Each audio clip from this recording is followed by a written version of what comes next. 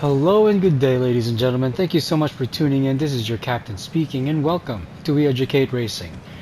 In this video, we're going to go over how to tune for alignment in Forza Horizon 5. But before we do, we need to go pick up our part, and I believe it's just the springs. We're going to go with racing springs and damper. We'll leave everything else. We're going to install this so that we can get straight to tuning. The way I'm going to do this is just tune it the way I would tune it and then explain to you why I tuned it that way. So for the front camber, it'll just be 1.2. For the rear, 2.0. For the toe, it'll be 2.2 out. Rear, -2 in. And for the caster, just 1. Okay, real quick. Everybody obviously knows what camber is. Negative just means it's the top of the tires leaning towards the inside of the car, towards the middle of the car. Okay, and then we will never ever go towards positive, where the top of the wheel is outside or out, leaning away from the car. We'll never go there, so we'll just stick it to negative. Okay. One thing to remember. Oh, listen to that. That's the halo theme. That's cool. Front and rear play two different roles. They play their own role. Front is doing something, rear is doing something else. So you cannot tune these two together and expect the same results, right? So 1.2 for the front. Reason is because the front depicts you how quickly your front turns in. Assuming that your toe is 0, your camber will depict how quickly your front turns in. The higher the value, the quicker, the snappier the turn in becomes. The problem is this is only for initial turn in. Once weight has shifted, then because the camber is so aggressive, you lose front grip. So your car will understeer after initial turn in. That's not good. So I would set mine to 1.2. Reason is because as soon as the car turns, I want my grip, the contact patch of my tire, to obtain maximum grip on the front tire. The 1.2 in terms of turn-in ability, that's fine. It's not aggressive. It's just enough. As soon as I turn in, the car will turn in just as much as I need it to, thanks to the -1.2. If I want more turn in, obviously I would increase this, but I'm okay with 1.2. Any less, and it feels like the car doesn't want to turn in as soon as you apply input. So just keep that in mind. 1.2 is pretty good. My window would be 1.0 to 1.4, and the medium is happy middle is 1.2. If I want more, if I want less, then I'll keep it at that. That's it. For the rear, the rear's job is to catch any excess rear end oversteer.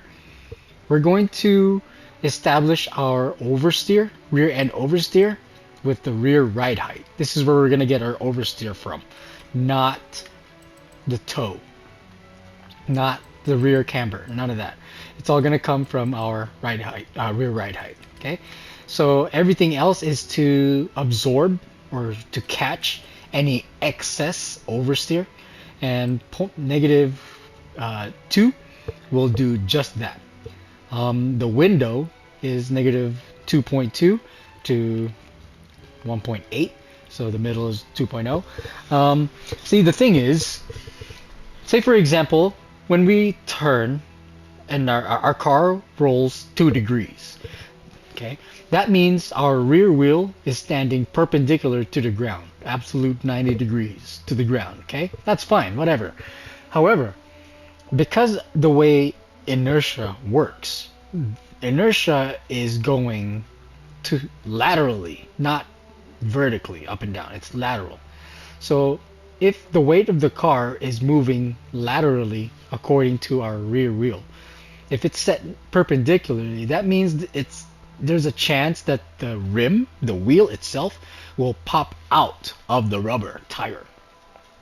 I don't think this game has that kind of physics, but in real life, that's what happens, which is why they have rivets on the rim to bolt the rubber onto the rim so it doesn't slide out.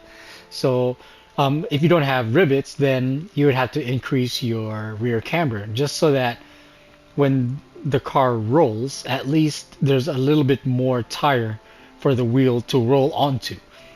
If there is no more excess tire to roll onto, then the wheel comes off the tire. Not good. So, but because Forza Horizon doesn't have that physics, we don't have to go too extreme on camber. We can just leave it at 2.0. You can feel this when you are cornering on like a mid-speed corner. If the rear end is swinging out, then it's because you don't have enough camber on the rear. The front is more of like for initial turn in. It's for turn in, corner turn in, corner entry, where the rear is for corner exit. Okay, so that's why these play two different roles. Okay, going on to toe. The reason why I set this to toe out. Okay, let's say that we do turn in and the rear does have excess oversteer. Because of that, we have to counter steer, right? Well, if you have your toe out, 0.2, there's a little bit of the wheel that's already facing in the direction of the counter steer. In translation, you don't have to turn so much because we're allowing the excess oversteer to rotate the car.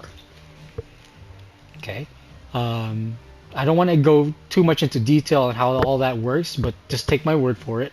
I have been tuning since Gran Turismo 2 or Forza 1, and I've learned so much since then. And in my history of tuning toe, it always subjects to toe out with 0.2 and toe in 0.2.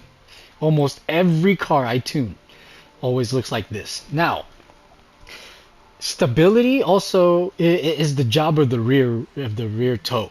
The more you increase the negative toe, the more stable the car becomes. However, let's say for instance your wheel is straight and it looks like this, 1.0 obviously, and then you decide to turn in and your turn in angle was say 2 degrees, right? To the left, 2 degrees to the left for your front wheels, right? If your rear toe is also -2, which is in, that means, and your turn in is 2.0, then that means your car is sidewinding rather than turning because the rear wheel is also turning in. So you don't want to go too extreme on the toe. I set my toe to -2 because again, in my history of tuning, this works just fine. Again, this is just strictly for straight line stability. Okay, so longer cars are naturally stable, like NSX or the Saleen S7. It's naturally stable because of the long wheelbase.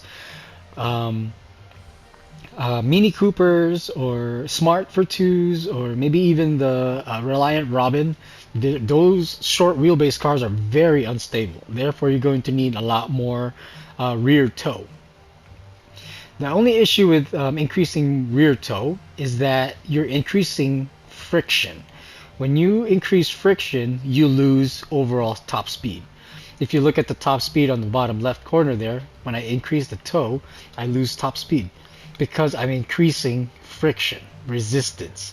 So I want to set this to its absolute minimum without losing that stability that the rear generates. Okay, so again, for the front is to counter excess oversteer. For the rear is overall stability. Okay. At the same time too, you want to try to go as fast as you can, and if you increase this, then you're losing your top speed. So you want to keep this to its minimum, but at the same time it's still functional. Okay, that's it for that. Rally cars, because of how aggressive the tracks could be, you're gonna want to stabilize that a little bit more.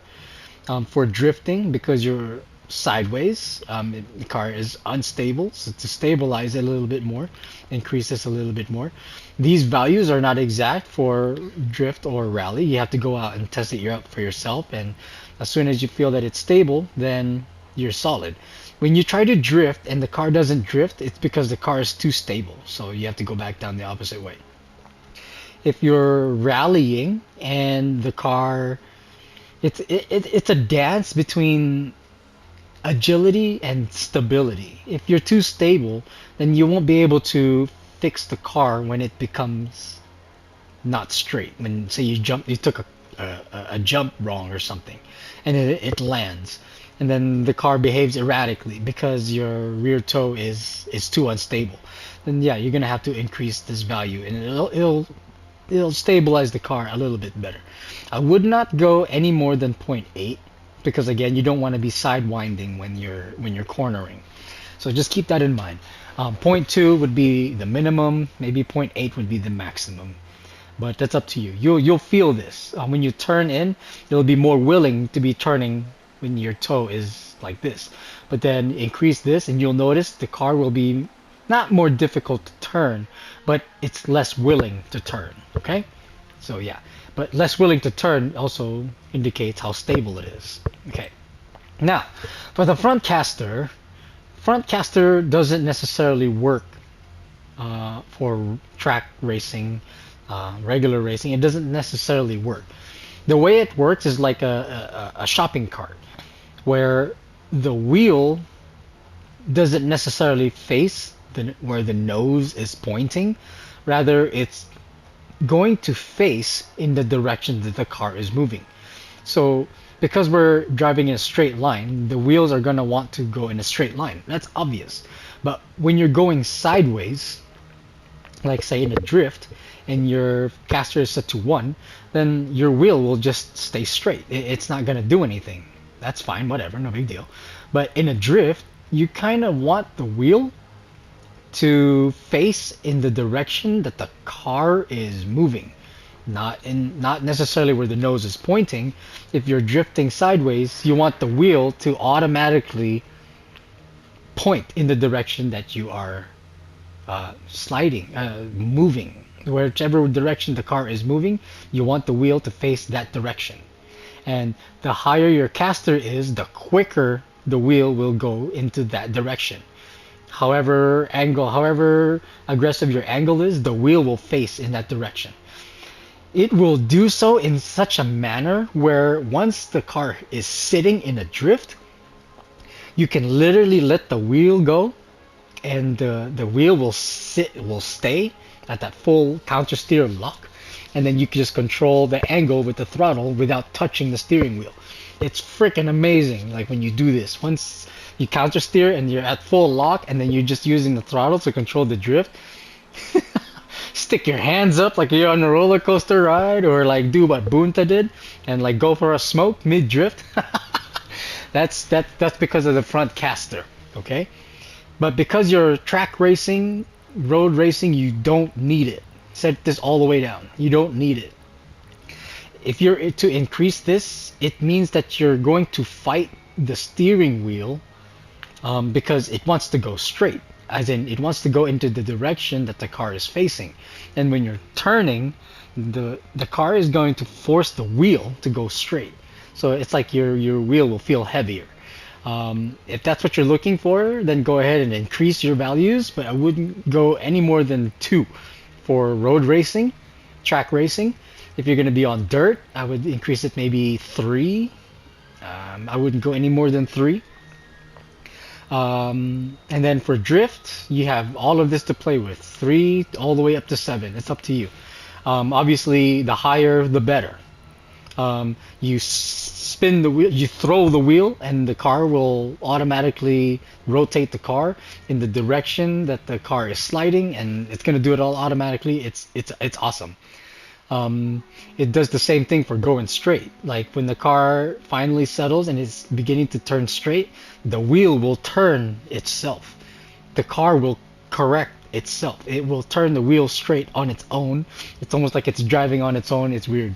But that's because of the high caster. But that's only if you're drifting and or like rally racing, then yeah, cool. Road racing, you do not need it. All right? Okay.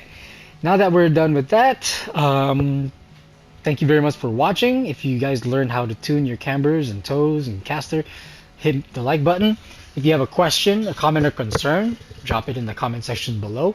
I will have the tires video and the gears video in the description section of this video, and then I will do so for all the other parameters in future videos, so that everything is all in one place. Every time you go and watch a video, it's all there for you. Cool. Yeah, the next video will be anti-roll bars. And so again, hit the subscribe button so you guys don't miss out when this video comes out. And until then, wishing you guys a good rest of your day. Thank you very much for watching. We'll see you next time. Bye bye.